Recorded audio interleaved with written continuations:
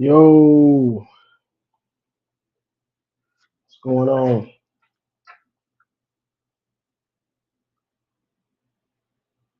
What did y'all think about that?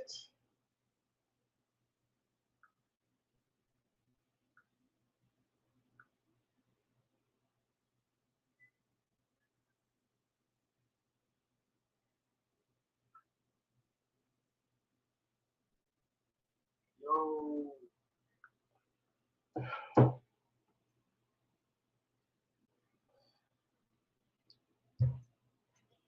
yo, what's going on, big brother? Brad, what's going on?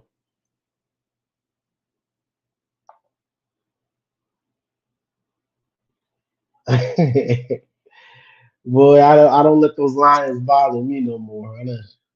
I done moved on from that type of stress.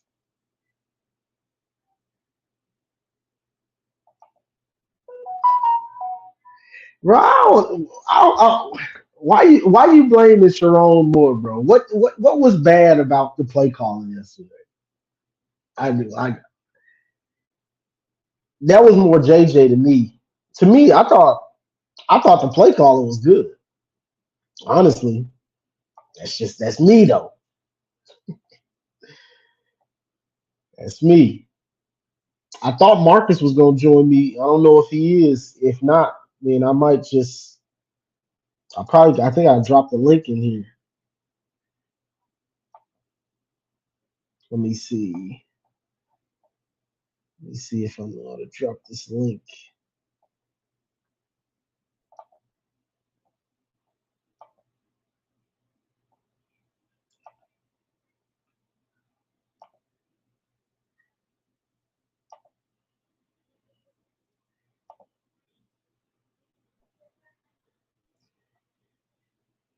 Yeah, and honestly, this is kind of what I think was happening. I think JJ was trying to get CJ in the end zone because Blake. I mean, not Blake. Roman's got what 6 touchdowns now. So I think he probably was trying to spread the ball around so CJ could get some love, but you can't really play like that. I mean, you can. It's not smart to try to play like that. Let's see who we got up here. Got Go Blue. Let's bring him in.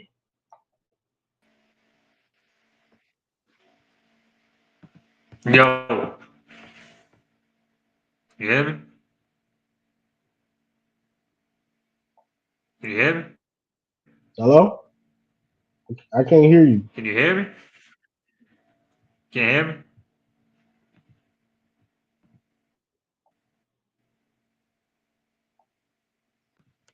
Let me You hear me see. now? Hold Hello. on. Hold on.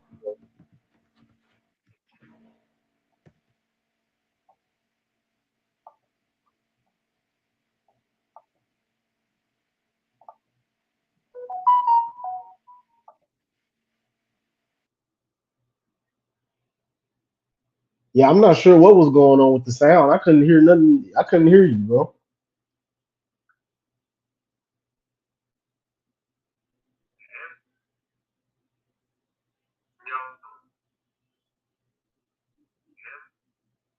Oh, that's on my end. Hold on. Hold on, y'all. Hold on. Hold on 1 second.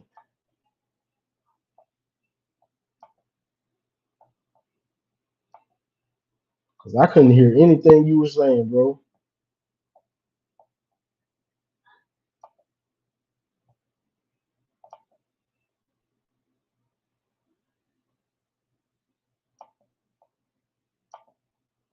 Let me try now.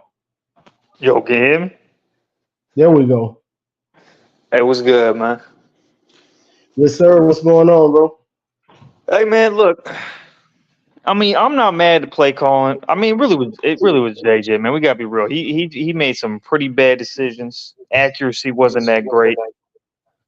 Um, did they make a tackle switch in that second half? Did they change up the tackles? I thought I saw that. I'm not even sure. You know, it's hard to tell that stuff from the TV copy.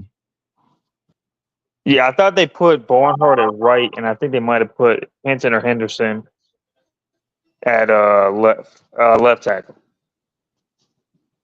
It's a possibility. It's a So I possibility. mean, I I'm don't know. I'm a little worried about not worried about the O line, but I think they're not. I don't know. They don't seem as dominant as they were the past couple of years. I don't think they are. I think they're still trying to gel. And plus, they're trying to. They didn't in fall camp.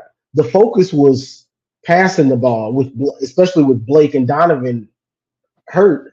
The focus was passing. So the pass blocking is pretty on point. They've only given up one sack. The problem I think is that dominant running game we're used to seeing consistently isn't all the way there yet. No, it's not, man. Are you worried? Are you worried about JJ at all, or do you think this was just like? Can you think this could be a good thing? Do you think that this might? I try to look at things in a good way. So yeah, if I'm looking how I look at it is that was a wake up call to him before Big Ten play that you haven't fully arrived yet. You're not let's just say Caleb Williams. You know, he won a Heisman last year, so we can say he arrived. You know what I'm saying? So Yeah, yeah. so to me that was just like, bro, you had a couple good games against some bottom feeders, but you haven't arrived yet. You still have to do the correct things. You still have to have your Set feet is set mechanics. and things like that. Your mechanics have to be perfect in how they should be. You can't just lock on receivers. You can't try to force feed CJ when he's not open. You have to continue to do the things the right way. I mean, Yeah, if if we're Roman is being open real, every time, then throw it to Roman. I mean, yeah, what's one the hundred percent. problem? And if we're being real, he really should have 4 picks. That CJ touchdown should have probably been a pick. If that's a better team, that's a pick. Oh yeah, yeah, yeah. So I mean, And he's Roman was got to play open better, on that man. one. Huh? Roman was open on that play Yeah, no, I over saw the that. I top. saw that. Could he have been? Could he have been? Now, this is stupid to do, in my opinion, but could he have been trying to force feed someone but Roman? Do you think maybe that was part of his thought process? I don't agree with that doing that, but do you think he could have been doing that? Honestly, I think he probably was. You know what I'm saying? Because all of his touchdowns were to Roman Wilson this season. He had 5 touchdowns, and Roman had all of them. Then he had 6. He got the first one to Roman last night. So yeah, I think that could have been it. And I know CJ wants to get in the end zone. This is his last year, so he's trying to put on for the NFL. So Yeah, no doubt. I think he was really trying to get CJ in the end zone. Honestly, that's what I believe. Well, What's your biggest concerns right now? Uh, the health of the secondary. I'm worried about Rod Moore and Will Johnson and the boys. I want to see them get on the field consistently, and probably the run game because you know we're used to if our quarterback plays bad, all right, shut it down, hand that ball off. Yeah. You You know know, what I'm saying? Harbaugh would have done that. Harbaugh would have done that yesterday. Now that's where he's valuable, bro. Because if he was there and JJ was making mistakes like that, I do feel like he would have leaned on him because they weren't having trouble running the ball. I feel like he Yeah, would have been like, "Look, let's just run this rock. Let me, not let my quarterback get in his head too much. Let me take the ball out of his hands a little bit." I feel like if JJ or if Harbaugh's there, he's doing that. And I yeah. need to go on. I need to go on an orgy rant, man. Orgy needs to be running the fucking football. He needs to be running the fucking football, bro. The dude is like the dude. Now I make this comparison with him. He's not. It's not a apples to apples, but he reminds me of like a Bo Scarborough type runner. Oh yeah, I mean Big he's just as big as bruiser. one of those dudes. Yeah, he needs to be running the rock, man. Look, I know we got a loaded room. but I just feel like he would be tiring teams out if he ran the rock. Like imagine trying to tackle him. You know, I don't want to. yeah, it just feels like a waste. And I think, but I will say, from what I saw yesterday, I believe they do have a package for him, and they just didn't want to show it just yet. But the fact that they put him in because I thought JJ was done when they put him in, but JJ wasn't done yet. So what that told me was they're letting teams know that we've got a package for him. It's not, oh, it's the game is over. He's the second string or third string.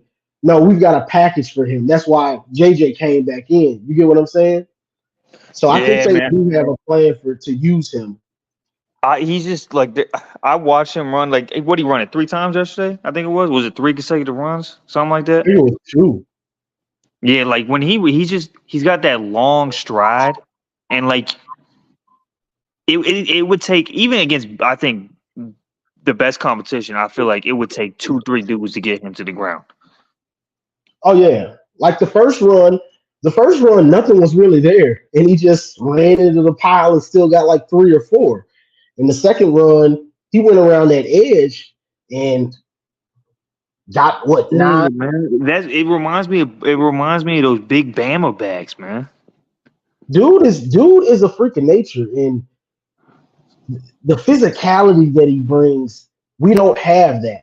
Blake runs physical, but Blake is still a little man. You know what I'm saying? He's Yeah, little. we haven't really had that since Haskins. Exactly. So he brings something to the table that we don't have. You don't. This dude is the way he finishes runs. Even Haskins wasn't finishing runs like that. Like, bro, you don't No. want this. Like, I'm a dog. Like, you don't want this. Like, like Look, and he I like Edwards, but if Edwards doesn't get an initial hole in the O line, he's going to the ground. If there's not a crease for him, he's going to the ground. He doesn't have I don't know, he doesn't seem super physical to me. he's not. That's not his game. But I will say this: he did run hard yesterday. If He you did. he did run hard because the holes aren't really opening up for him. So yesterday I was watching to see because people been complaining about him so much. I was really watching him, and he ran hard. It's just the holes aren't there for him, and he doesn't have the vision and lateral quickness like Blake. So he can't make all those little shifty cuts in a phone booth like Blake does. Yeah. I mean, look, bottom line, Orgy, man. I just want him to be getting the games as a runner more frequently because I just think it'd be so underutilized not to use him. Oh, Just definitely. bothering me. You have to. My thing is, if you got players that can help you win and bring something to the table that you don't have, use them. What's the point? Like, dude, what's the point of having them on the sideline? Like, you're wasting talent. That's what I call it. You just wasting talent. Bring that dude in. Let him. I feel like let's say if Amari Walker was healthy and you don't use him in the pass game if you're having trouble when he's supposed to be so fast, so quick. He's 6'3", can jump through the roof. Why wouldn't you use him on offense? You get what I'm saying? He can't use what you have. Don't sitting them on the bench and stuff. Like use these dudes. Yeah, and he I saw a video of him, bro. He's doing backflips. He's got a 46-inch vert. I mean, he Yeah, could do a windmill dunk. I saw it. I saw it. That's why I've been preaching for him to get in the game since season started. But it looks like they got something for him. It No, it does look. doesn't. He's a guaranteed 3-4 yards. Like if he just falls forward, it's a guaranteed 3-4 yards every time. Yeah, and there's a lot you can do off of that. The same way Urban Meyer used Tebow his first year. When Tebow was a freshman and Chris Leak was the starter, you bring in that big freak of nature, let him run it. Now teams are expecting that. Now you throw wrinkles in off of that. Play action pass. You know what I'm saying? I feel like you could use him as a pass blocker. Now I haven't seen him pass block, but if he's as strong and physical and as big as he is, I mean, he could probably provide some protection too. I Now think that's you just could getting way use out of that bounds, dude. but I just think he could. You could. I think you could use that dude in a lot of different ways if you really wanted to. You know what I'm saying? And if Yeah. you just have to make sure he's bought in to this is how you get on the field. You know what I'm saying? I'd be using him all types of ways. Honestly, I'd be using him in the backfield because he's gonna when he's in there, his teams are gonna think you're gonna give it to him. So it's Yeah, deception. no Even if doubt. you don't, even if you don't give it to him, they're still gonna be focused on him. Yeah, no doubt. Hey, I'm gonna get going. Before I go, I'm gonna say this though. This is gonna be the best front seven Michigan's had since probably 2016. Yeah, yes, sir. You probably I'm right I'm about I'm that. gonna call that right now. Yes, sir. Yes, sir. And mind you, they haven't even had two of their starting secondary players either. I mean, it can get scary out there. All right, man. All right, bro. Have a good one. Yes, sir. He had a bunch of good talking points. But yeah, that's what I feel about it. Like you got to use the talent, but as far as the team and what worries me, what worries me, JJ doesn't really worry me that much. Even with that game, I'm just not that worried about it because I think he can bounce. I think he'll bounce back. And honestly, I think our defense is just going to be a big problem for teams this year. I think teams are going to have a big problem with that defense, especially when the starters come back. Let's hope, let's knock on wood that they come back. I think it's going to be a big problem for teams to have to deal with. Ah, here go my boy Marcus. I'm gonna let you up, bro. He said JJ got humbled. How he comes out will determine how our season is gonna be. Yeah, I mean, we gotta have the quarterback, especially for championship aspirations. But I'm gonna bring Marcus up here and I'm gonna get his thoughts on the game. What's going on, everybody? Johnny, appreciate you bringing me on, bro. Oh, ain't nothing, bro. What's going on? Not much, man. Same old, same old. Finally talked myself off the ledge from last night's interesting, interesting game versus Bowling Green. Um, I'm. You know what? I'm encouraged by all of the positiveness that's coming out the chat today. I am encouraged by that because I was getting ready to jump into the negativity pit just right with y'all if that's how y'all was feeling. You just say you was ready, yeah. Yeah, just because some of the stuff that I seen last night was more so annoying than it was like troublesome or worrisome. Just because the things that got us last night are not things that I'm typically going to see us do during the season. You're going to see JJ throw 3 bonehead passes. First one, he Not kind like of looked like he didn't see the guy. The second one was severely underthrown. Probably shouldn't have threw that it. was horrible. That Yeah. that was horrible because he wasn't open anyway. And then the last one, he say he was trying to throw the ball out of bounds, but he made dude look like Charles Woodson. Like he went up there and snagged it from going out of bounds. So that none of that Just was throw it up. out of bounds, bro. Like Yeah, just what he literally what out of bounds, not up. Just get that thing I out of think he there. was trying to throw that to Loveland. I don't I think believe he him on was that one, too. man. He was trying to hit a player. Because that's how he plays. Like, bro, we've been watching you for 3 years now. Like, come on. Well, you see, and also in the first 2 weeks, he's looked really good. He's looked lights out. So he probably got to the Yes. point where like, man, I can do whatever I want versus Bowling Green, and And that's and the problem. started pressing. Yeah, started pressing. So that aside, though, like if we really just look at it as a whole, the wide receivers played well because they stopped him from getting a 4th interception. Cornelius Johnson did. True. The offensive line, we got to look at Ladarius Henderson, and we got some more Trente Jones because in the second half they were quicker to pull the offensive line than they were in the first. So maybe we're not so set on the offensive line. We'll see. But I didn't think they looked too bad. Miles is still struggling in run sets. Like pass blocking, he's pretty adequate. Run blocking, he's still leaving a little bit to be desired right now. Who else? Blake had an awesome game. He's starting to get some of that wiggle back. He's starting to get some of that wiggle back a little bit. He got caught on the 50-yard run, but just the moves he made to get out of there and get that far down the field is encouraging, right? He's not 100% yet, but he there. It was impressive. That was an impressive run. Malachi, for sure. Like easily could have been 5 turnovers, easily. But I think everybody else kind of elevating the offense enough to score that 31. You kind of feel good about that because usually you would think JJ is going to be the one stirring the drink. Well, if he has a bad game, can everybody else kind of lift him up? If there's anything positive to pull from this game, I'll take that. Got you. Yeah, I feel like the reason I'm not just Boston College, yeah. worried is I got so much trust in our defense and Jesse Minter, what he's got going on that side, because we can play bad game, but can you drive that field and get touchdowns on Michigan? That's been a hard thing to do for any team the last 2 years that didn't have Kenneth Walker. You know what I'm saying? So that's where I got a lot of faith in it.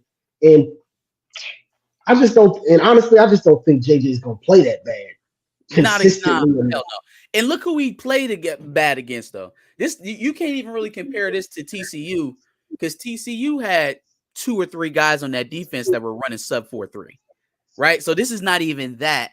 He literally played a bad game. He gave them 3 turnovers. This is on JJ. Whereas TCU, you can reasonably say, okay, they forced him into some of those plays. Like they made great plays. This feels like he just had a horrendous game. Definitely. It definitely was. And that's what I was saying last night. Like this wasn't Bowling Green forcing him.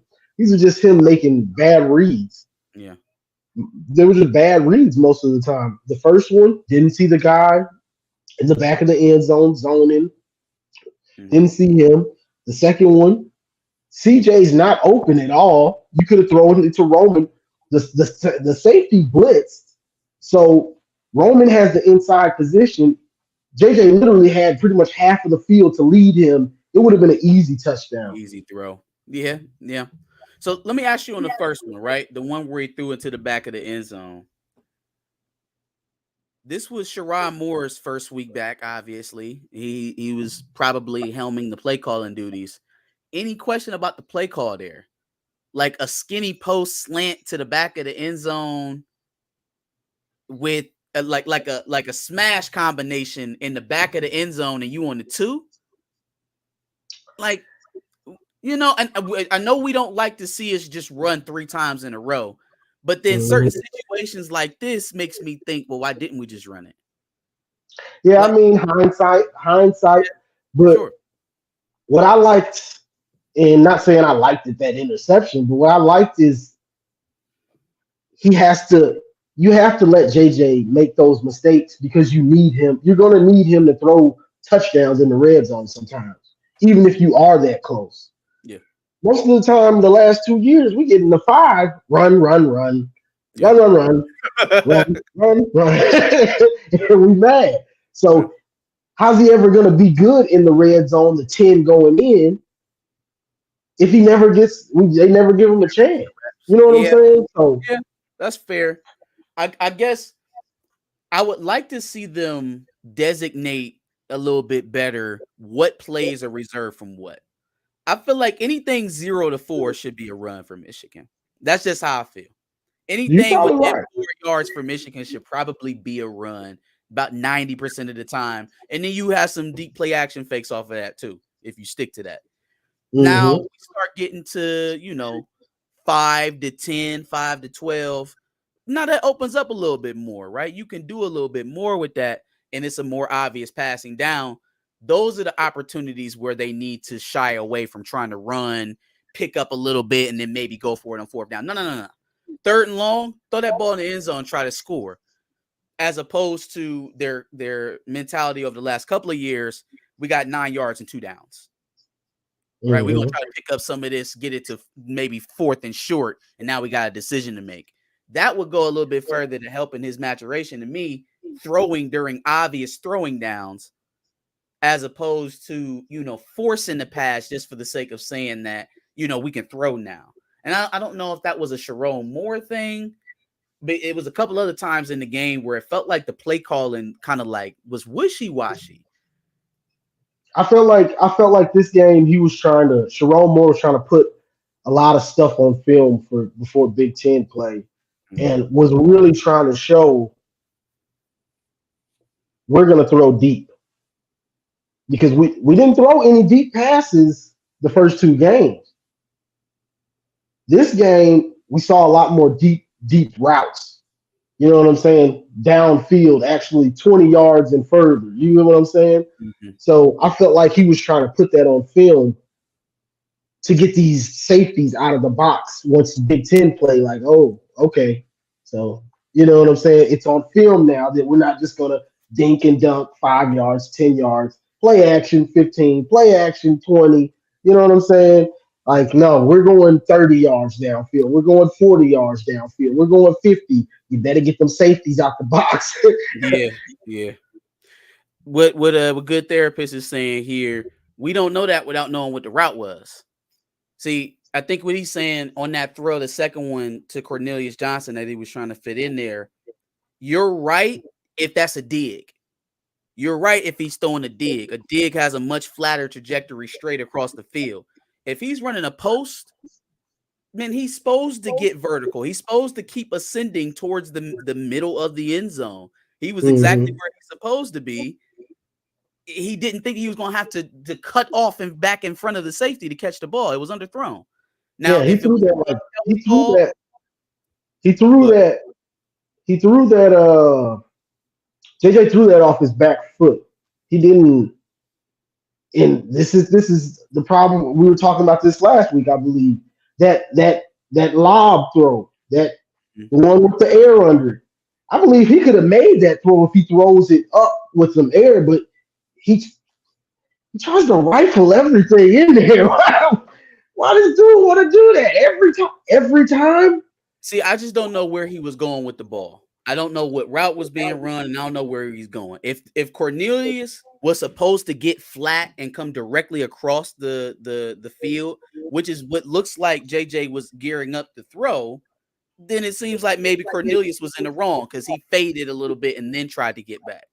But if that ball is meant to be a post, Cornelius is the one doing what's right, and JJ threw the wrong ball. Yeah, I think regardless of JJ threw that ball. Threw it off his back foot either way, so it's probably going to be short regardless. Exactly. But in terms of the route being run, it would just depend on what's called.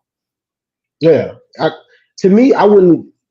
I'm just looking at it like Roman is open with half of the field for you to lead him, and you just put it ahead of him, and he already had inside position. He's already got him beat.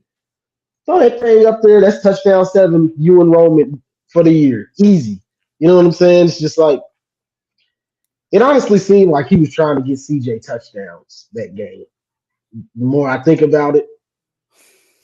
Yeah, I hope they're not forcing the ball to each other off of that. Like, hey, JJ, I ain't got no burn. Let me get some of that TD action. They got that. Forcing the ball. Like, I hope not. But Roman has 6 touchdowns already. Yeah. He's doing very well. I'm very impressed with what Roman Wilson's got going on. The wide receivers in general have been playing pretty well. Got another Tyler Moore sighting. He had a really good punt return. I think he got called back though. But he looks good. He looks really good. OCD will be exposed next week, boy. They got Notre Dame. I just know in my bones they finna lose this game. I can't wait. We were talking about this today while we were recording, and it's like some of these scores are really, really deceiving. Like, did you watch Penn State play Illinois? Yeah, if Illinois had a decent QB, they lose that game. Man, let me tell you, Johnny, I swear to God, if they didn't have the white Jeff Sims on their damn roster, turning the ball over four interceptions, and they didn't put this game away until the fourth. Mm-hmm. This game was not out of the question until the fourth. Like Illinois actually kind of kept up with them, and even Ottmeyer at times was moving the ball, but he threw 4 interceptions. You're not seeing anybody doing that. No. But ask me how Penn State's running game looked. Tell me how their offensive line looked just run against a 4-man rush. And that's why I'm not really worried, because I think we're going to wreak havoc on them. Man, we're going to get all through that offensive line. And he's not a runner like that. So we ain't got to worry about him trying to escape and make plays and all that. Illinois did that with really 2 players, with Glover and Newton, right? Yep. Disrupted their whole running game, disrupted the passing rhythm, was able to get pressure on Drew Allar. And you're right, he's not very nimble. So if you actually watched that game and watched them struggle trying to run the ball, watched how out of rhythm Allar looked when he was actually getting pressure. Now, don't get me wrong, he made some really good throws in that game. He did. And I think Lambert Smith, number 1 for Penn State? I think he's going to be an issue for everybody that plays him. But they still have issues with drops. The offensive line is far from solid, and the running game is iffy against a defense that can play the run.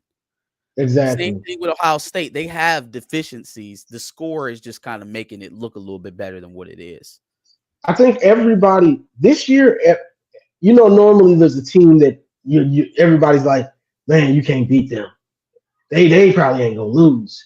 Yeah. This year, everybody looks beatable. There's not one team that you say, ain't nobody gonna beat them. It's just not any team. Almost lost to Boston College. Texas almost lost to Wyoming. Who else had a tight game? Bama again. Bama 17-3 over South Florida. They don't even got who's going to play quarterback? Who's going to end the season at quarterback for Alabama?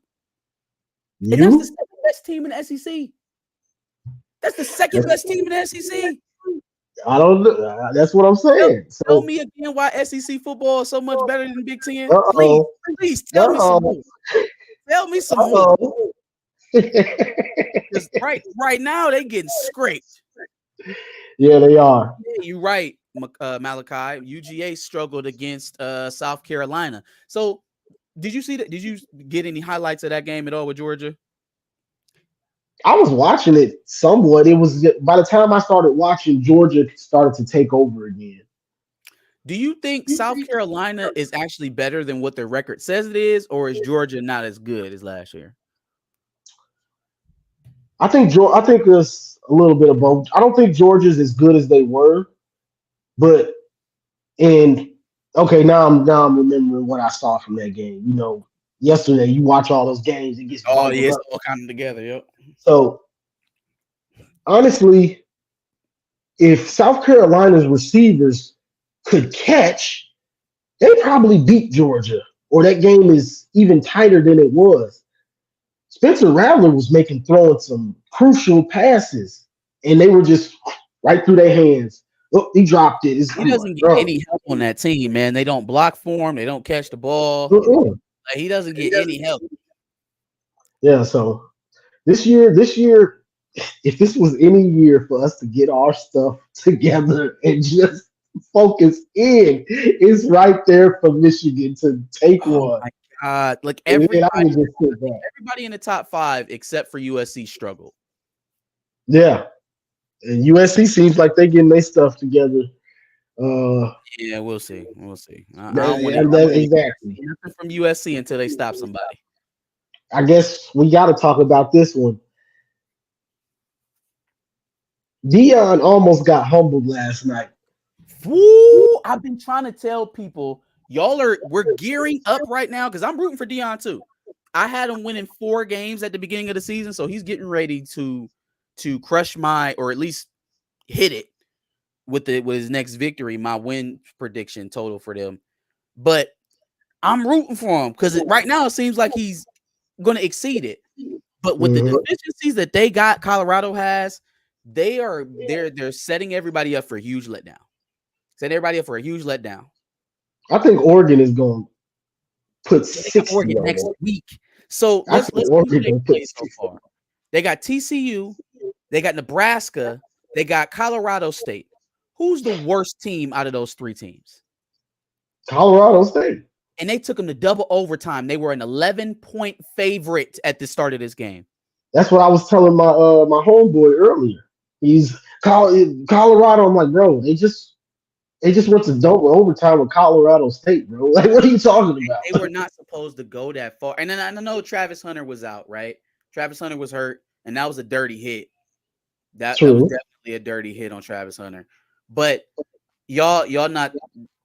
If y'all are going to win 6 games and make it to a bowl game, I would like you not to be in a dogfight with Colorado State in double overtime. Yeah, I think Oregon's gonna blow their doors off. Honestly, they can't run the ball. They can't really protect either. Exactly. They can't really protect. Now you're about to get a step up in competition and talent. So yeah, I'm just like, I don't know. Figure something out on offense to protect Shedeur, because like he's the key to their season. If he goes down or if he doesn't have a good game, they're shot. Definitely. They're shot. So what they have, I think they're going to have to start sacrificing some of these 5 wide receiver sets and leaving a back and a tight end to max protect, because your offensive line just blocking with 5 is not adequate at all. He's going to be constantly pressured, and the pass rush is only going to get better as they keep on going, leveling up their competition. Let me close these blinds, man. Son, whoop my ass, bro. What's kind of I don't know what to say about it, but the spectacle that has become with Colorado State, with Colorado Buffaloes, it's insane. I've never seen anything like this. So I would compare it, honestly. Maybe I'm out of line, but I would compare it to what Harbaugh was doing when he first got to Michigan. All the wild shit, going to the camp with his shirt off, staying at a recruit's house, all of that, all of the crazy stuff, right? Like it was. This is times 10. No, for sure. It's altogether different, right? Jim's thing is that he's a cornball. Prime is prime. Exactly. He's prime. So it's going to look completely different. But I don't think we haven't seen coaches do things like this. He bringing in celebrities. He's having people, come to practices and stuff like that. He obviously got a relationship with Joel Klatt because he don't never stop talking about Colorado now. Who else? He got Cameron and all the other. He got Cam. Talk to him. Yeah, Shannon Sharp. So he's got a lot of people thinking and talking about Colorado football. That's good. How does that affect you in the win totals? How does that affect you in the recruiting rankings? Because if you're not changing anything materially there, which he's on his way, he's definitely on his way. But if you're not changing nothing there, you're not doing nothing. Yeah, it's such a spectacle. I wonder how much does that play in? Is that going to play into it once things aren't going as well as you want? Right now, you escaping, you winning, you escaped last night, but your toughest game is still ahead of you. So it's just the spectacle is crazy. Like I wouldn't be surprised if the president is at the game, their next home game or something. You know what I'm saying? Count 22. About CSU being more disciplined if I didn't watch them blow an 11-point lead with 7 minutes to go in the fourth quarter. They had Colorado. This game should have never went to extra innings. And there were penalties that kept drives alive. There were busted coverages that kept drives alive. I don't care what you think they are right now. They are winning. Oh, okay. Come talk to me. You come talk to me next week. Let's see them play Oregon, and we'll see if you don't care anymore about how they play.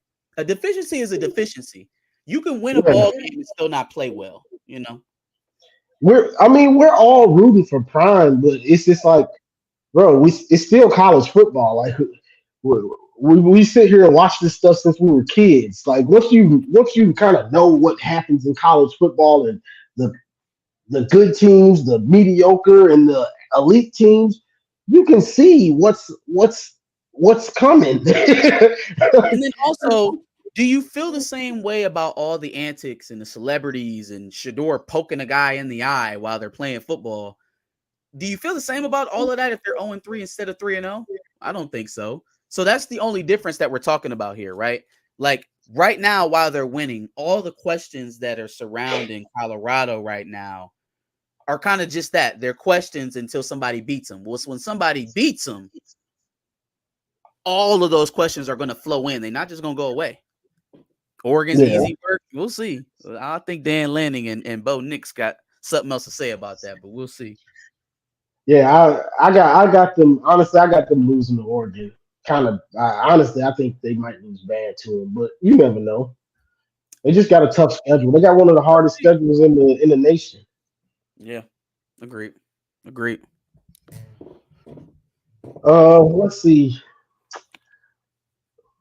Do you think Rod Moore and these boys, Rod Moore really Rod Moore? Do you think he's coming back?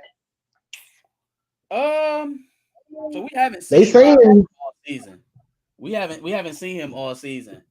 I would say that Amarion Walker probably worries me a little bit more than Rod Moore, just because Rod Moore he's a veteran guy.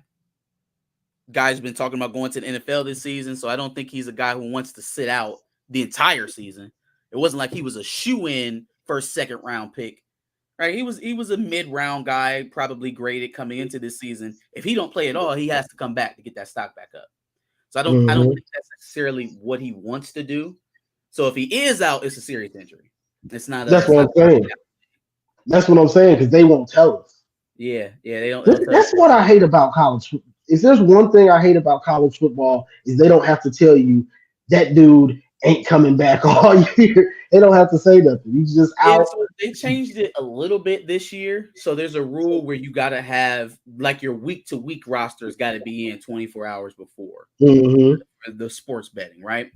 So that's going to improve it. But you're right. You won't know about season-ending injuries until, just because they'll just list the guy out every week. Exactly. So I think they were confident enough to play with Quentin Johnson and Keon Sabb through these first 3 games to let whatever is ailing Rod Moore get completely healthy. Makari Page came back last night too. I was happy to see that. We've seen a few snaps from Will Johnson. We've seen a few from Makari Page. It seems like they're trying to lather back into playing form. Rod is the last one. Rod and Amarion we haven't seen since the spring. So I don't really know what to make of that. But I'm not even really expecting to see him much, even when he does come back. Honestly. My QB2 right now would be Josh Wallace, like closely followed behind by Keyshawn Harris. Keyshawn Harris reportedly is the fastest man on the team. So I would like to use that if we can.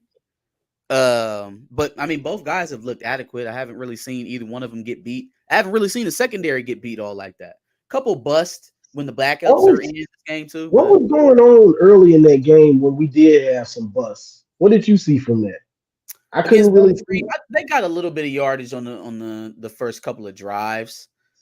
I had to go back and see the plays specifically. I just know that usually when that kind of stuff happens with Michigan, where they're giving up those chunk plays, and then you kind of juxtapose that with the yardage that they gave up overall, that usually ends up being the plays where they gave up the biggest chunks of the yardage, right? Is in those fewer drives right before the half or right as the half is starting, where they have a couple gash plays and we're able to hold them to a field goal.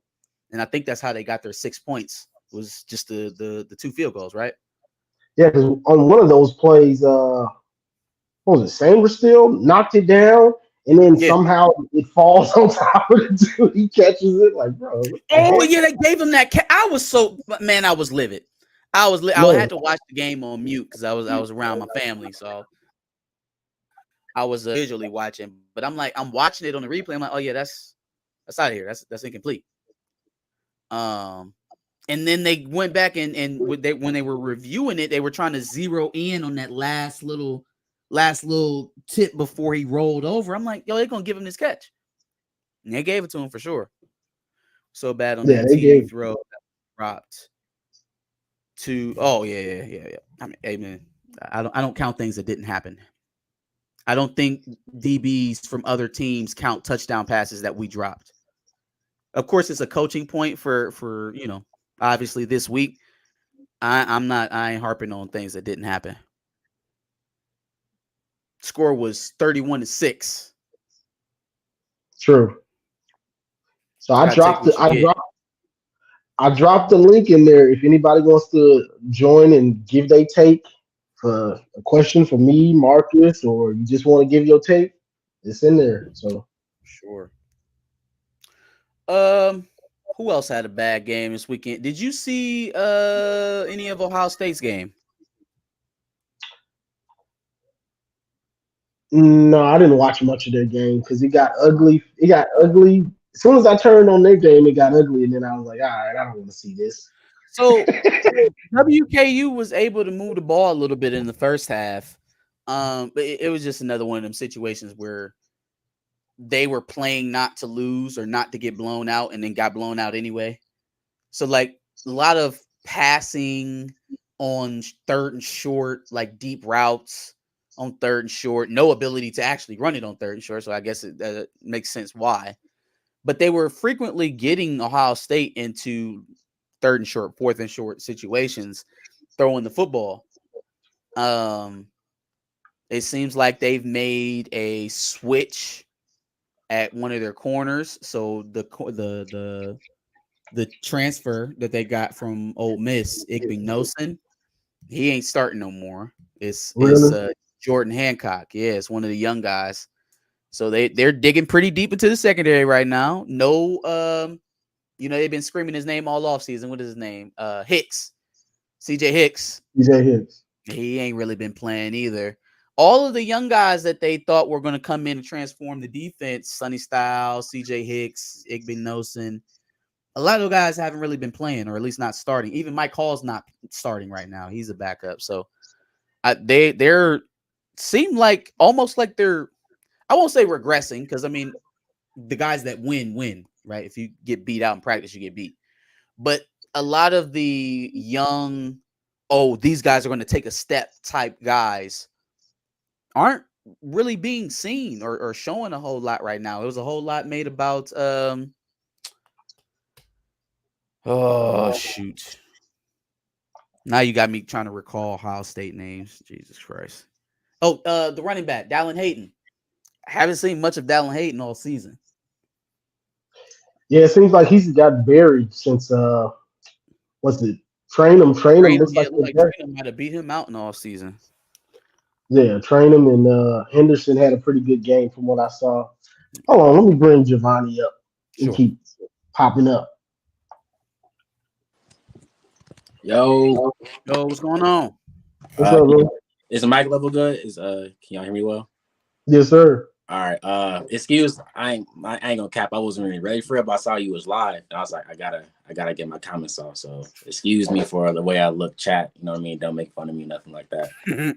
But I mean, all in all, I think it was just a sloppy, undisciplined game. I think Michigan's been treating this slate as like a sort of a preseason, which is fine. We have the ability to do so especially the injuries with our top two running backs. They can work their way back into the groove of things, which is fine. But you still have to execute. You still have to go out and execute the game. I know sometimes during these games, teams sort of play down to the competition. They seem to not take them that seriously. We can still out-talent them, which is, I guess, fine in the long run. But I still think if you're in the number 2 ranked team in the nation, you have national championship aspirations as a team, and you truly believe that as a team, then you should not be taking these games off lightly, especially and the amount of turnovers that we had, which is very inexcusable. I think JJ his first interception was more of a miscommunication. with Roman, and then who was it? Barner. I know some people. Yeah, I think some people were talking to her saying like, "Oh, Barner should have just stopped on that little curl right at the line to where so he can stop." Somebody's route was too deep. Now I don't know if that because Sharon Moore said it. I don't know if he meant like Barner took his man too deep into the back of the end zone and gave him an opportunity to drop off into that route, or if he's saying that that's what he had to have been saying because Roman was coming back in. Yeah, so that's what I was thinking. Because I watched the replay a couple of times, like just off the stream, but it looked like he did kind of fade a little bit too deep within, and that allowed that corner to kind of play both sides of the end zone, and then obviously there might have been a bit of a miscommunication with Roman and JJ too, because Roman looks like he was going to the corner, but JJ threw it in that spot to where he thought maybe he's going to sit in the zone. So that was that, and then I mean just another inexcusable interception by JJ when he's throwing the ball away, but he kind of just threw it and expected to go out of bounds, but the corner did make an athletic play and intercepted the ball, which was credit to him. He did, and he even toe tapped to say in rounds, which is cool. But just lazy effort by the offense. We were fumbling on kick returns when they're squibbing it. We don't know how to hold on to the ball or at least just get down or something like that. Why was Bredesen even running with it? Why? Like, dude, get on the ground, fam. Who are you? Exactly. Right in. Get Exactly. down. You know these dudes want to get some shine, bro. Ooh, look what I found. Bredesen actually gets in though. He plays. It's not like he's hurting for shine. Like you gonna get your opportunity, man. Relax. Exactly. What you trying to take it to the house for? Like we got. He thought he might have had something. Then he got popped. We still got the future Dennis back there receiving punts, which is disgusting to me. I swear to God, if I see him receiving punts against Rutgers, I'm flipping out my chair because every time I see him back there, when the camera pans to him, I'm like, why is he on the field? Who is this scholarship walk-on guy that's on the field on my field, bro? What we doing? I think they should just go ahead and let Tyler Morris take it since they let him, have another punt return this game.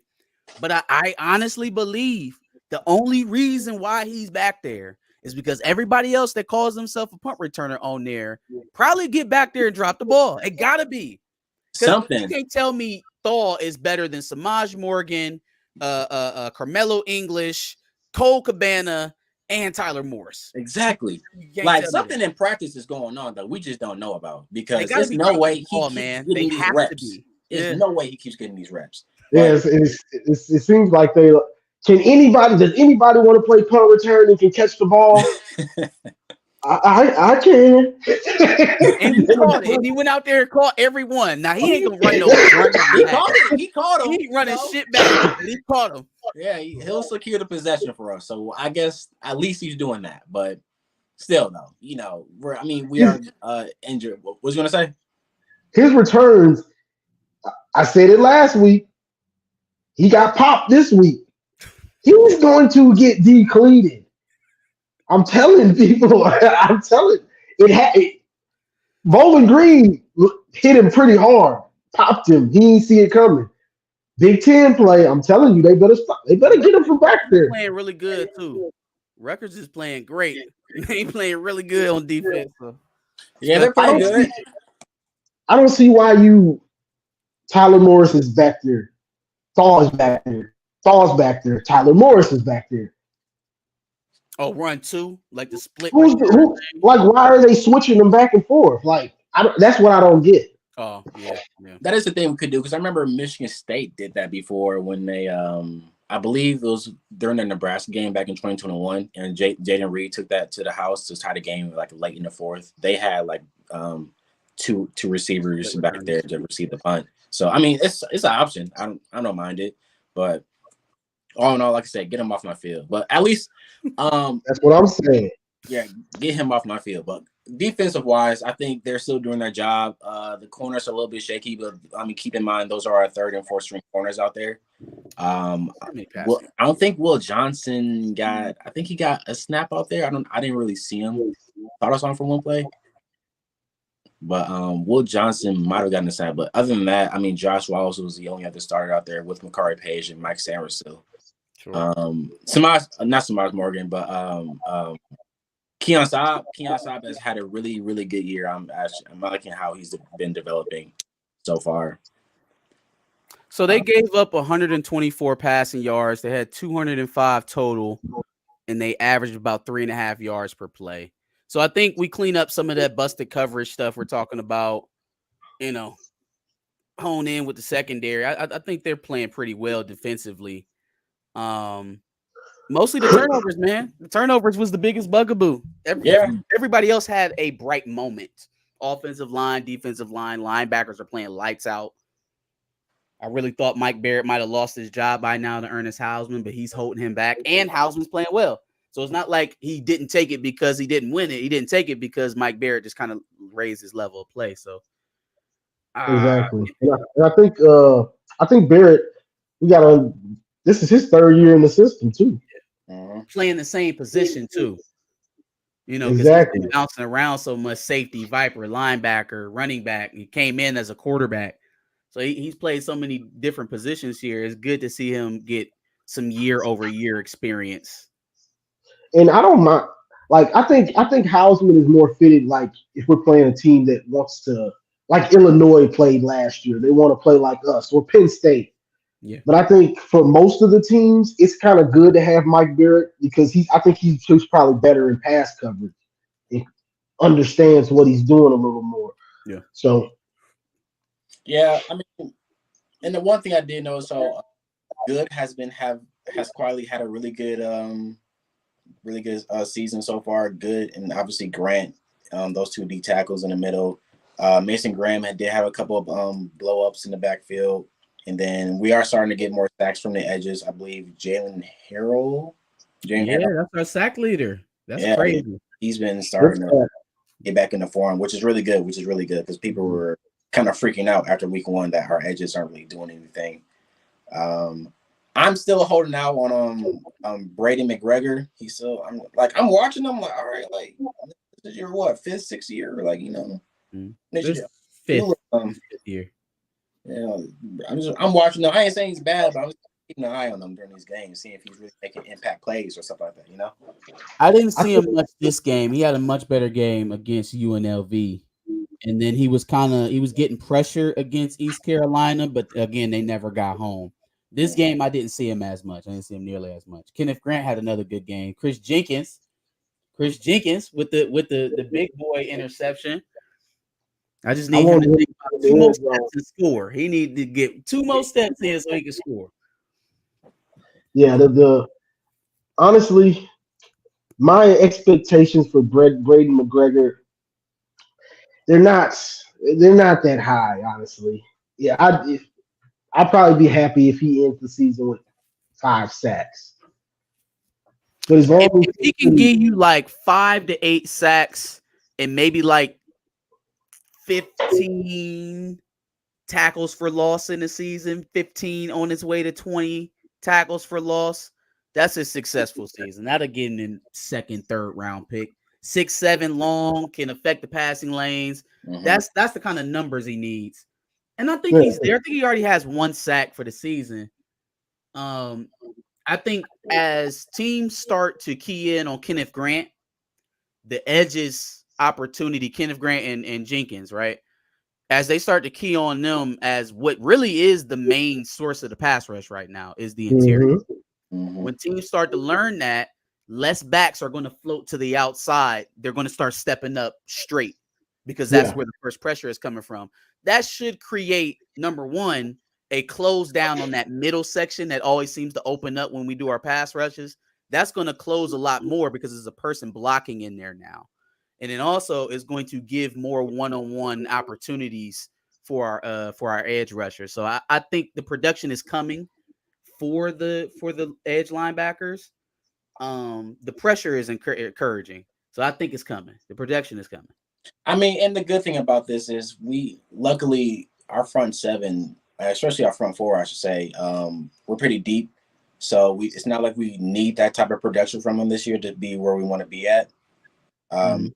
We do have the luxury of, like I said, I mean, I'm watching during these games and I'm seeing who we're subbing out and subbing back in. I'm like, bro, like we're like our front seven, we are pretty deep, man. Looking at these packages that we just throw in, like we'll have Graham, Grant, Good and McGregor, and we'll sub them all out. We'll put in like Benny and yeah, TJ Guy and all those. Yeah, they got a lot of guys to go through. we got Cam Good is also playing very He's well. playing really good. He's playing really good. yeah, For real. I think he had a sack. So, yes, Colorado has played better competition than Ohio State and Michigan. Absolutely. They've also looked worse at certain aspects. The offensive line has looked decidedly worse. The defensive line has looked decidedly worse. It's not even comparable. So, yes, they played better teams, and they've also showed bigger deficiencies on the offensive line. Ain't nobody trying to take nothing away from Coach Prime, man. I hope he can win as many games as he can. I'm just telling you, flat out, they cannot stop the run. They cannot run the ball. They can't protect. If you watching, it's there. You only need to pay attention. yeah. That Oregon game kind of nasty. I'm not even gonna lie. It's gonna get sexual, and I don't know how like anybody who's watching Colorado play doesn't understand that they cannot stop anybody with those big five guys in the middle of the formation. They can't push anybody off the line. They can't stop anybody from coming in. And then on the other side of the ball, they can't stop the run. If Colorado State would have had something, anything in the backfield to threaten that, that would have been more glaring. Mm-hmm. Yeah, I think it's gonna get ugly on them next week. Honestly, I'm too. Yeah, it's gonna look bad. What did y'all think of Penn State? Did y'all watch that game?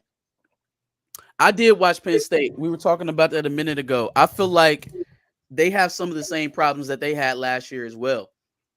There was a lot of times where Illinois was completely stonewalling that running game. Both tailbacks, Allen and Singleton. And when that happened, and they were able to couple that with pressure for Drew Allar, man, they kept that game really, really tight. But if Altmaier is going to throw the ball to the other team 4 times, no one's going to win that game. Exactly. No one's going to win that game. Yeah, I think when it comes down to it, when we do play Penn State, I think we can more lean heavily run commit against them.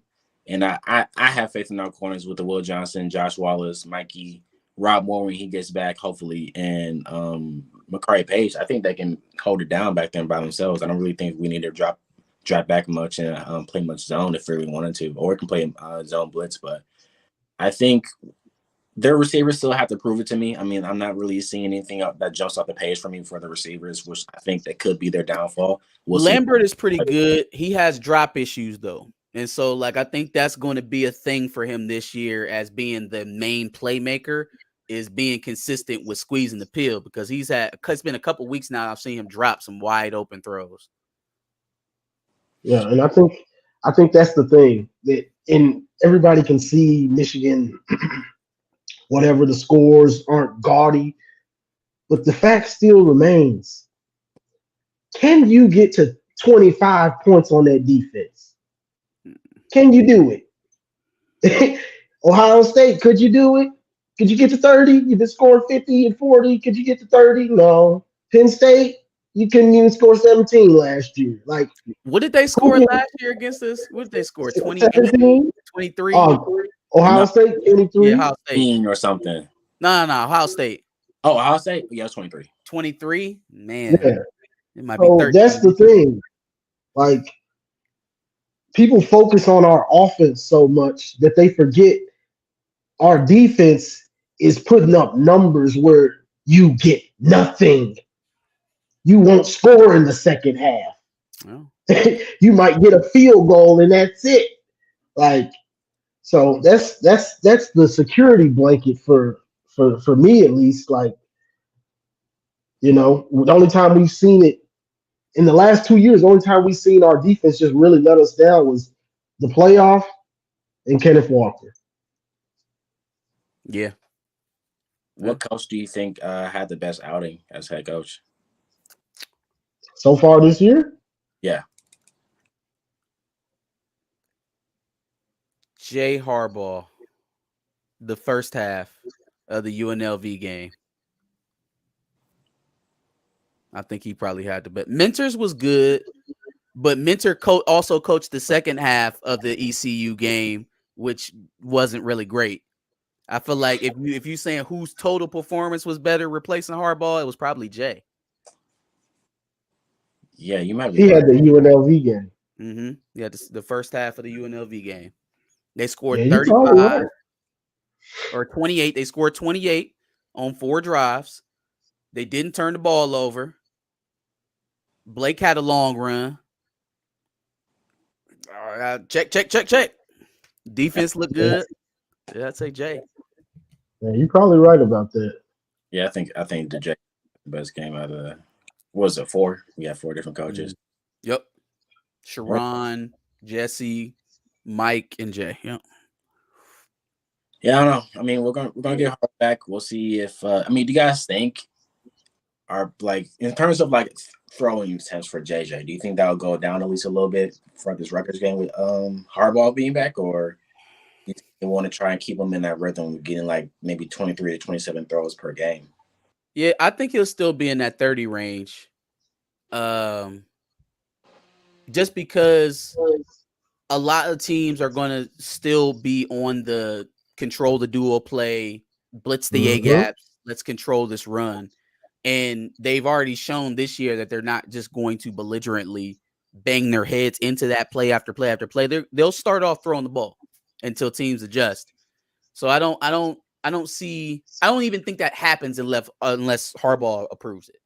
I don't think that they start establishing that type of play unless Harbaugh is legit about going that route. So I don't see them changing that, especially how teams are going to play them coming up here.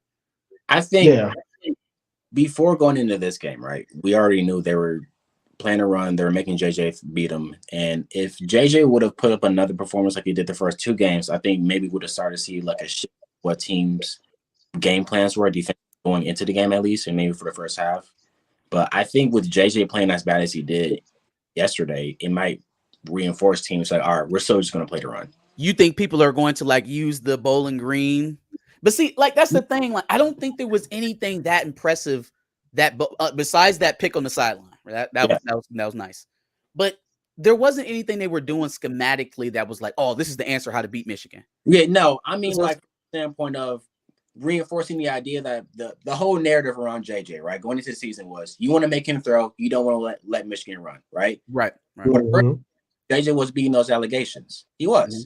Yeah. But this third game reinforced those allegations with teams like, all right, never mind. We're just going to still play the run and make JJ throw. That's what Yeah. So I mean, even from that perspective, they still are going to have to keep the throwing attempts up to open up the run because, like you said, teams are still going to try and find a way to overload us and force the ball into his hands. So what they'll need to do is be more efficient in the running game, which they were tonight. What 12 carries for 100 yards, I think Blake was, and continue to make strides in the passing game like they were the first two games. Get all this. Yeah, they're definitely They will be those safeties in the box. It's gonna be we're gonna see it a lot this season, and the goal is going to have to be throw to set up the run, get those guys out of the box, Yeah. and I think that's the goal just for the season because we've seen. Yeah, you can run through the Big Ten. You can run it down everybody's throat. You get to the playoff. Your quarterback gonna have to win a game. It's just how the playoff goes. You gonna have to win a game with your quarterback. So I think the goal is to have him prepared while still trying to keep our identity as hardball. I call it hardball ball, running the rock like we do, but keep the I best think of we're both going to worlds. need that towards the end of the year. The running into loaded boxes thing that's going to help us in November and December. That's when we're going to need it the most. But some of these weaker Big Ten teams, I think they're going to air it out. They have recruiting concerns. They have to convince quarterbacks and wide receivers that the offense is going to be more wide open. They also have guys that are planning to go to the league. Right? They got JJ, they got Donovan, they got Blake. You want to maximize these guys now while you have them. They got Roman, they got CJ. Most of these guys are going to be gone next year. And so there is no more let's wait until they develop. No, there is no more development. Now is the time for the guys that we have. They got to perform now. So I think this is going to be a little bit of a change from what we've been used to offensively for Michigan. They just got to prove it. They got to go out there and execute. They got to do it. Exactly. And the only way you can do that is with JJ has to have the reps. I know we don't like it. We don't like to see him making mistakes and stuff, but he has to have these in-game reps if you want him to become that dude. Yeah. I mean, sometimes you can get a quarterback that comes out and he's playing perfect, and it's like, man, this dude. But you still gonna have a game where you're gonna be like, man, where did this come from? It just happens because you got to get the reps. You got to see these coverages. You got to make those bonehead mistakes and realize what you did wrong, learn from them, and then hopefully come out better. So it's part of the process. Philly, trust the process, I guess. For sure. Yeah, I mean, like you said, it's all about them. You got to make sure we keep this up. JJ continues the momentum that he had built up, even though some of it did kind of go away with the game he had last game. But I think they might use Rutgers as maybe a sort of a statement game. Maybe not. I mean, we'll see. I'm curious of how Donovan Edwards is going to be during this Big Ten slate now that we're actually in the season. I struggle with the most, and I'm pretty shocked about it. Yeah, he had some better runs this game, but still not what we've come accustomed to seeing from Donovan Edwards. I feel like while he's struggling in the run game, they just need to throw him the ball more. I mean, it's the only answer to the question right now. He wasn't in the first 2 weeks. I don't think he was seeing it well. He saw it better last night, but for some reason, when Donovan's in, there isn't a whole lot of space. I don't know if it's the plays that are being called or what it is, but there isn't a whole lot of room for him to run. So why it's feeling like that right now, while you get that figured out, throw him the ball to keep him engaged. You know who I think about when I think about Donovan Edwards? You'll probably remember this, Johnny. You remember Golden Tate from Notre Dame? He came in as a running back, ended up playing receiver, went to the league, played for the Seahawks for a while. That's what I think about with Donovan Edwards. I want them to do that. I want him to go wide and be isolated with a linebacker. I want to see him in the slot. Give it to him on a jet sweep, whatever. You do that while the ground and pound is not getting him what he's looking for. And I'd love to see them. I don't know why Michigan football's been there. They just refuse to run screens, running back screens. Like you see them every once or twice a year, if that. Why don't we go? We saw it just run out of the pistol. Those are two different. We saw one against Illinois last year that went for like 25 or 30 yards. I'd love to see Donovan Edwards with a screen with all those blockers. You know what I'm saying? Yeah. They never do it though. We hardly ever run screens. I do think that they're going to have to move him around a little bit more because teams are keying on him now. They're treating him like a starter. We went through a whole offseason to calling this man a starter, and now they're game planning against him. So that's one thing. Number two is expectations. Things get tighter when you have those. When he put a lot of these expectations on himself. He did. But they're here nonetheless. He's been talking a lot. Mm-hmm. We the best. We the best back. We the best ever. I'm gonna be Walter Payton. I'm Barry Sanders. All of them wrapped up in me. And everybody heard that, and they said, "Okay, well, you not gonna be that versus us." And so now they're game planning against him. So he's got to be better. That's the only thing, right? Like we can talk about how they can scheme him and how they can put him in different positions and get him the ball. He's the one that has to perform. So it's only going to go as he goes. They have him out there to throw the defense off. He needs a good game out of the backfield, though. I believe so too, and it's coming because teams are going to have to start picking their poison. They're going to have to pick their poison. What are you going to try and take away? If you try to take away the run, you'll probably give us 3 or 4 touchdowns in play action. If you try to take away the play action and pass, we'll bleed you slowly and we'll end up scoring 40 points anyways by running the ball. They're going to have to choose something. Right now, they're opting to die by the pass. Until that changes, he needs to be more efficient in how he runs the ball. Definitely. Oh boy, he was running his mouth preseason too. Yeah, definitely. Is a pure back. He has to have a hole for him to be effective. He's not good at using a block and running between the tackles and hasn't. So he's not a pure back. Okay, yeah, I read that wrong the first time. I was like, how is he a pure back if he can't use blocks? Yeah, he's not. He's not. He's more akin to like a third down back, a receiving back that can run. Mm-hmm. That can. You know who he runs like, and I just thought of this. He kind of runs like Darren McFadden. He does. Yeah, yeah. The That body high, is similar. I think Darren McFadden was a little bit taller, but yeah. Yeah. I mean, that's runs why high. the Go ahead, bro. difference between like Blake and Don, like, because people were like, when Don came in for Blake, right, after the season after Blake got injured, right, and people were saying, "Oh yeah, Don might be the best running back, not Blake." I hated that shit, and I hated it so much. Yeah, like, if you watch the games, Blake is the better runner. He is the better runner.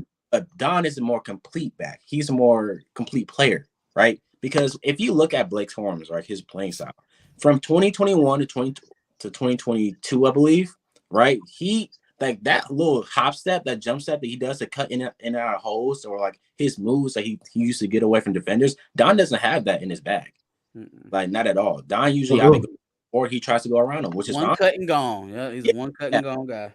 No, but Blake has a bag of moves that he can use on defenders and highlights this past 2 years.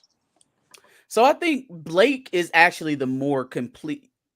If I'm understanding you correctly, you're saying Donovan has more tools as a player, but Blake is the better running back. Yes, that's what I got from it too. Because Blake is a better pass protector. He gets ugly yardage. He has better vision. He's money in short yardage.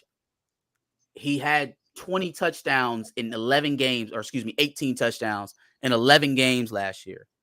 10 and a half, really, because he only played the first half of the Illinois game. So it was never really a thing of, is Donovan better than Blake? No, I never thought that.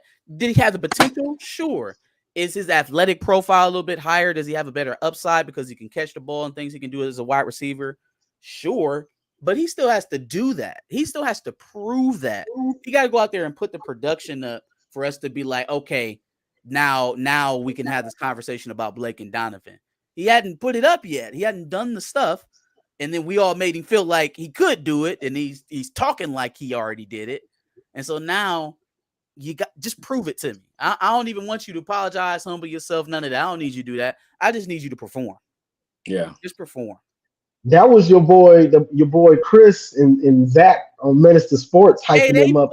They really put a poison pill in my man's head, man, because they was talking that nonsense all last season. I think Donovan's the more complete back. I'm like, if he's the more complete back, then Travion is more complete than anybody else on your roster because they got the same problems. Mm-hmm.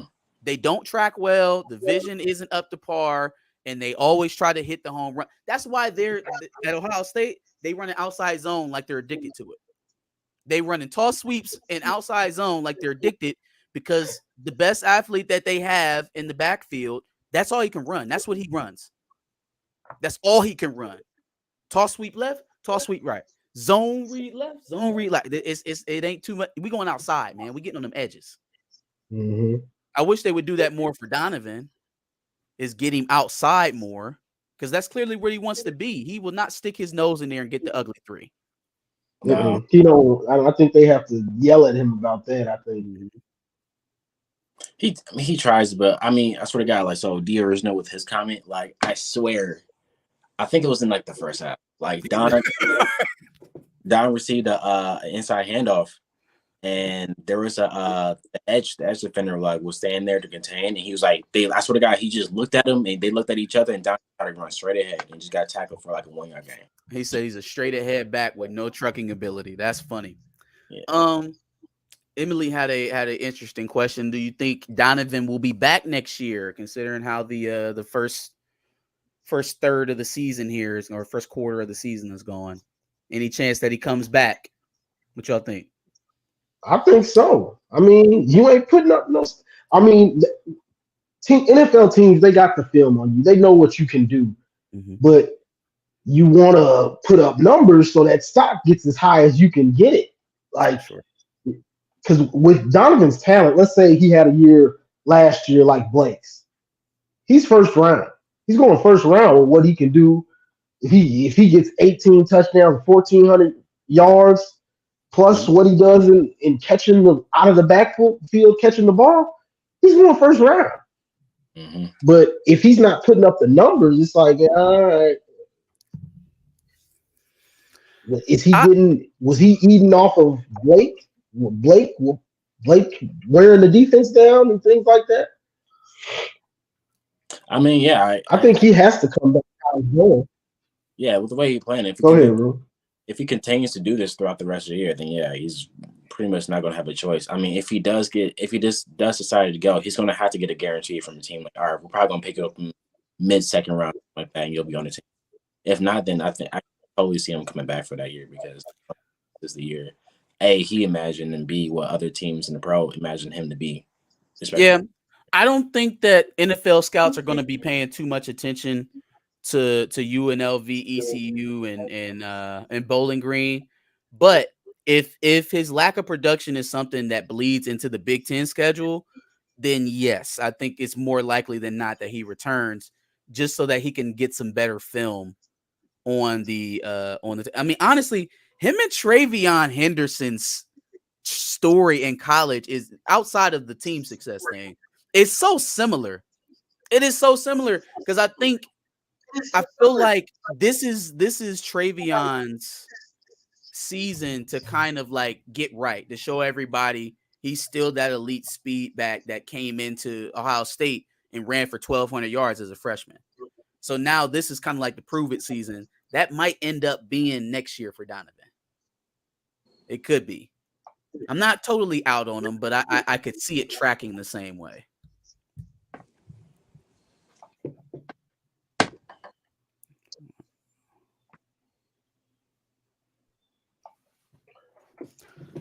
Is JJ still in the running for the Heisman? He'll have to play his way back in. I think people will stop talking. Yeah, he's going to have to play well. A good game against a good team. Yeah, I think he's still fine. Yeah, he's going to have to put up numbers. He's going to have to put up numbers in Big Ten play, but you got to consistently put up numbers because Caleb Williams, Michael Penix, them boys putting up numbers, and they're going to put up numbers because their offense. They're not going to lean on the running backs that much. Right. They lean on them. Yep. You lean on Penix. You lean on Caleb. Yep. And the thing that was going to get in, JJ a little bit notoriety, because you're right, it ain't going to be 5,000 yards pass, and it might not even be 4,000. Connection go out. It could just be. It was going to be his efficiency. It could still be that the passer percentage, the lack of turnover. Those were the things that were going to play well for him. So he's got to get that back. He got to put some distance in between him and them interceptions for sure. Yeah, definitely get that touchdown interception ratio back up. Just this performance alone doesn't completely knock him off. Like I said, this is only the first 3 games we haven't really played anybody. Yeah. So it continues to play at a high level to elite level, and I think he'll be right back in it by at least, especially by November if he's playing at this time. Yeah, like people will they'll shy away from him because right now the list of people who are being considered for a Heisman right now is a mile long. Everybody from Penix to Williams to Bo Nix. We got Quentin Ewers. We got the guy at Washington State, right? He's throwing for 1 million yards. Jaden Daniels is probably still in the discussion. Like there's a lot of names. It's going to take us a while to kind of sift through all of that. He need to sit in the back, play well, keep his numbers good, and wait for his moments because he'll have a moment against Penn State on the road. He'll have a moment against Ohio State at home. Those games will, if he performs well in those games and he doesn't have any more pitfalls like he just had against Bowling Green, will probably land him in New York because those are going to be some of the most viewed games all year. Michigan at Penn State, Ohio State at Michigan at the end of the year. Those will be 2 of the most viewed games all year. So if he plays well in those games, he'll be in New York. Definitely. And going back to like the other candidates, man, what Michael Penix did to Michigan State yesterday. Shout out to Michael Penix, man. He did that 2 years in a row. Oh my! I think that might be what happened in 2021. If he keeping a buck, like that was nasty. Yeah. That was like I doing them don't boys know how dirty. Tom Allen let that man get out of Indiana. Like that was probably the end of his coaching career in Indiana. Is letting Michael Penix transfer to Washington. Because they haven't been even close to good since. And his offensive coordinator. Yeah. Let them both leave. Yep. Like I don't know what happened. I don't know what kind of convincing he did to get him to stay, but it wasn't good enough, obviously. Yeah, that was a rough go with it. But I think JJ will be fine. Obviously, Blake's not really going to push for the Heisman. I'm really glad to see how Blake has been doing though, because you can see game after game after game he's been getting back into form. That one, I think it was the first big run by Blake where he could have took it to the house. 2021, Blake takes that to the crib. That's a crib. But see, if you remember, you said 2021, so that when he was still behind Haskins. Yeah. Yes, I agree. See, he was running at about $190, $195 when he was behind Haskins. Mm-hmm. When he was starting, he got beefed up. He got up to about 220. That's when some of that elite speed, I think, kind of came back off of him when he put on his mass. But he's getting some of his wiggle back, and that's what I like. The moves that he made to get out is more encouraging to me than him running away. Because, like, even when you said 2022, it wasn't like he could run away from guys. It was often that he got caught after a long run. But he's doing pretty good, man. I like the way he's coming together. He's main thing you just want to focus on, just like he said, his signature. He does that hop set, little jump set, and like it's all about him trusting that knee again. You know, that's where he got injured at, and it's just like whether he can trust it 100% or not to make the plays he has to play. Because that's the reason why he came out of the Ohio State game last year, because he tried to play.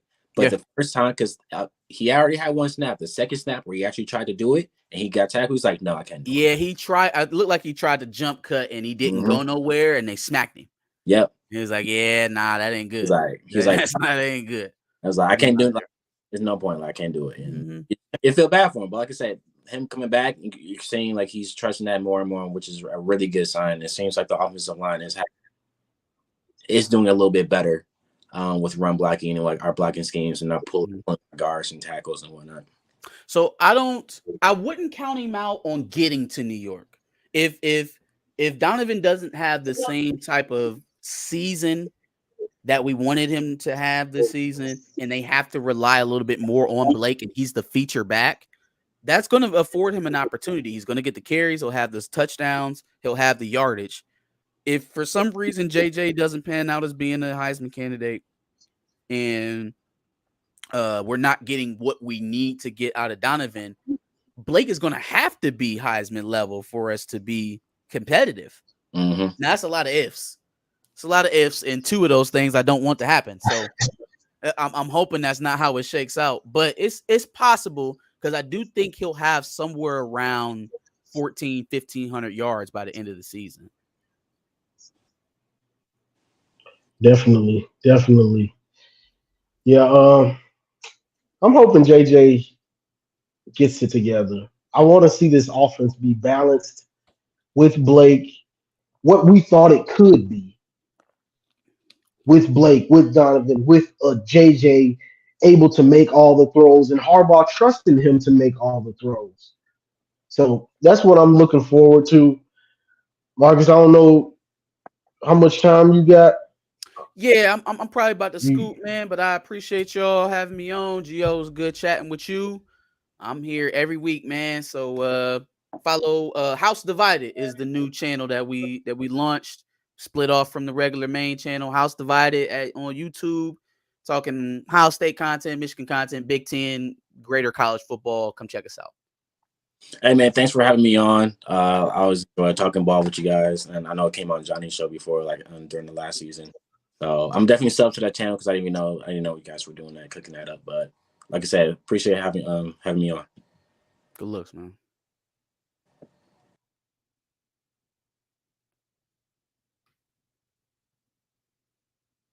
You still there, Johnny?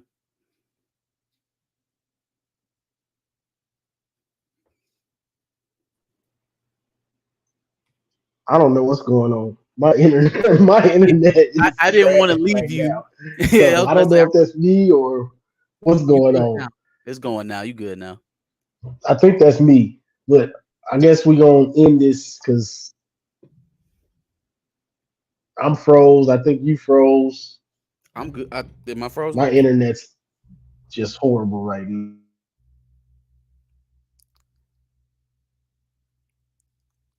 And man, everybody like the stream. Make sure you like the video if you're watching on the replay gang. Y'all check out if you're not already subscribed to Johnny Oaten. Make sure y'all hit that subscribe button before y'all get out of here. Talking Michigan football as always. We out.